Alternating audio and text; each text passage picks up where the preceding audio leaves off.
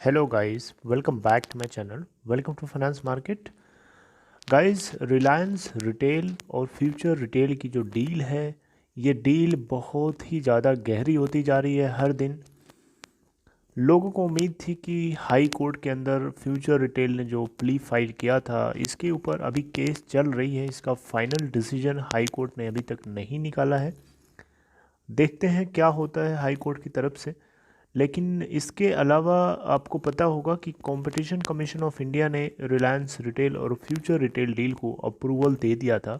लेकिन जो सेबी है, जो स्टॉक एक्सचेंजेस हैं एनएससी और BSc, NSC specially future retail को वार्न किया है, बिल्कुल शक्ति के साथ पेश आया है और साफ साफ कुछ चीज़ें कही हैं जिसको लेकर के आपको इस वीडियो के अंदर मैं डिस्कस करना चाहूँगा। और हम लोग ये भी कोशिश करेंगे जानने की कि क्या इसका असर रिलायंस के स्टॉक के ऊपर हम लोगों को देखने को मिलेगा क्या। आइए सबसे पहले हम लोग देखते हैं कि एक्चुअली में बात क्या है। तो देखिए जी, बात ये है कि आपको पता है कि इंडिया के अंदर किशोर बियानी जी का रिटेल सेक्टर बहुत लंबे और अच्छे से फैला हुआ है। बिग बाज़ार की चेन है, बहुत बड़ी चेन है।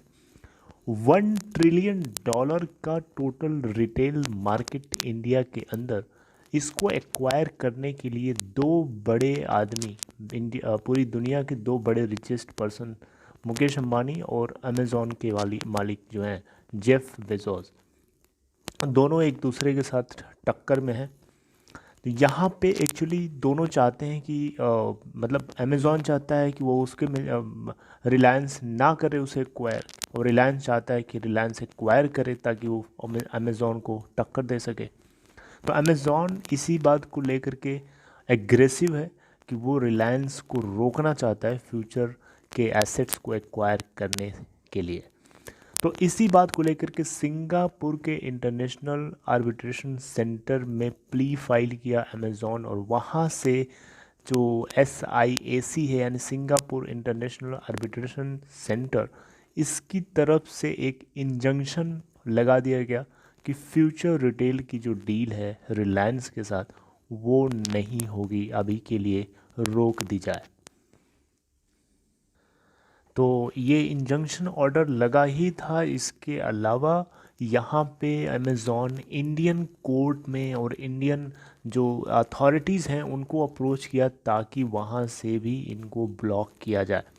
तो CCI, competition commission of India, SEBI, NSE, BSE सबको अप्रोच किया। तो इसमें NSE की तरफ से जो बात निकल के आ रही है, NSE जो है यहाँ पे क्वेश्चन कर रहा है फ्यूचर रिटेल से कि जो भी इंटरनेशनल ऑर्डर्स मिले थे आर्बिट्रेशन सेंटर की तरफ से, उसकी डिटेल्स NSE के साथ क्यों नहीं शेयर करी। ये फ्यूचर रिटेल से सीधा सीधा क्वेश्चन कर रहा है NSE मेल्स के जरिए। रॉयटर्स की एक रिपोर्ट के रिपोर्ट निकली है। उस रिपोर्ट में ये बताया गया है कि ये जो भी कन्वर्सेशन हुई है फ्यूचर रिटेल और NSE की ईमेल्स के जरिए हुई हैं। तो ये सीधे क्वेश्चन किया गया है कि ये जो आर्बिट्रेशन की तरफ से जो ऑर्डर मिले थे, जो उसकी डिटेल्स थी, उसको NSE के साथ पब्लिकली क्यों नहीं शेयर करी गई। तो इस पे यहाँ पे इस बात को लेकर के फ्यूचर रिटेल की तरफ से जो पर्सन थे उसका उनका नाम मैं आप लोगों को बता देता हूँ। इनका नाम है वीरेंद्र सामनी, वीरेंद्र समानी। ठीक है, तो इन्होंने कहा कि ये इसको इतना ज़रूरी नहीं समझते थे, इनको लगा कि ये इतना ज़्यादा ज़रूरी नहीं है। तो यहाँ पे बेसिकली क्या है कि NSE इसी बात से ज़्यादा गुस्से में है कि फाइनेंशियल डिटेल्स आपको शो करनी चाहिए थी, पब्लिक करना चाहिए था। लेकिन अमेज़ॉन ने तब तक फिर से कंप्लेन कर दिया था सेबी से और स्टॉक एक्सचेंजेस से कि ये फ्यूचर रिटेल जो है इनसाइडर ट्रेडिंग कर रहा है रिलायंस रिटेल के साथ में मिल करके। तो इसी बात को लेकर के NSE और ज़्यादा एग्रेसिव हो गया इस बात को लेकर के, और उन्होंने सीधा सीधा एक सख्त तरीके से चेतावनी दिया है कि अगर आप फाइनेंशियल डिटेल्स या जो भी सेंसिटिव डिटेल्स है उसको पब्लिक नहीं करेंगे, जो भी आर्बिट्रेशन सेंटर की तरफ से मिली हैं, तो आपके ऊपर एक रेगुलेटरी एक्शन लिया जा सकता है। जी हाँ, मैं ये बात अपने मन से नहीं कह रहा हूँ, स्ट्रिक्ट एक्शंस के जरिए ये बात बोली गई है एनएससी की तरफ से। मेल्स में रॉयटर्स ने इसको रिपोर्ट किया है और ये आर्टिकल इकोनॉमिक टाइम्स में छपी है, तो इसी से मैं आपको अपडेट कर रहा हूँ यहाँ पे। तो देखते हैं क्या होता है, एनएससी की तरफ से जो बातें बोली गई हैं कहाँ तक फॉलो करी जाती हैं फ्यूचर रिटेल की तरफ से।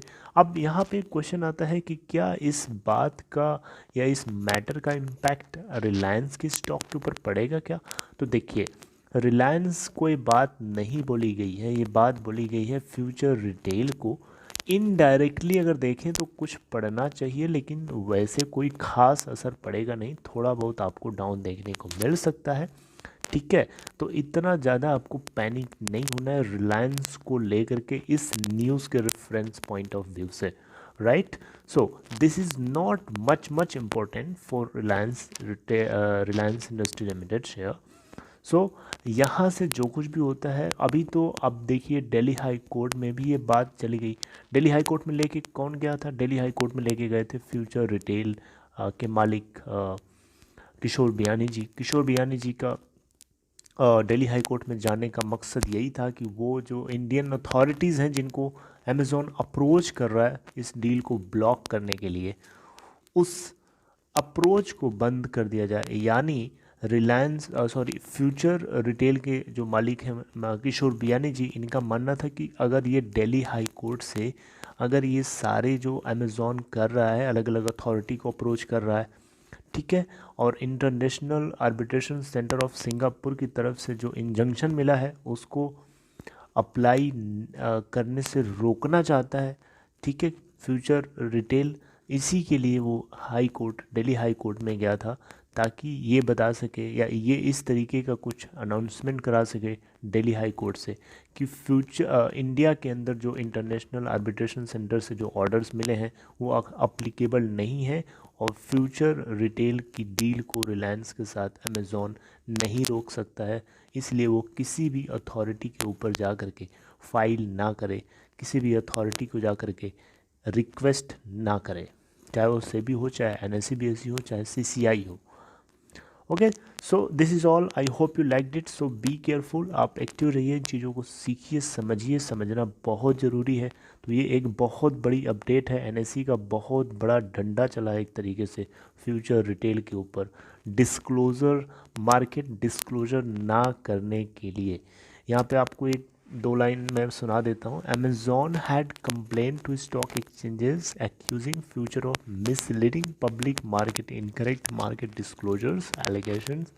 The Indian group market disclosures allegations लगे हैं, अमेज़ॉन की तरफ से लगाया था कि इनसाइडर ट्रेडिंग हो रही है और ये बहुत सारी फाइनेंशियल डिटेल्स को ये छुपा रहा है या फिर मिसगाइड कर रहा है इंडियन जो और इन्वेस्टर्स हैं उन सबको और पूरे मार्केट के अंदर। तो ये एनएससी की जिम्मेदारी बनती है कि इसको चेक करे, तो इसीलिए एनएससी ने सख्त रूप से बात बोली है।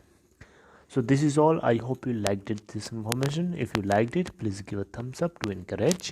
And if you are new to finance market, hit the subscribe button. And also, if you are interested to open your Demat account in Upstock, follow the link given in description box. If you have any question regarding this, let me know in comment box, guys. Alright, take care.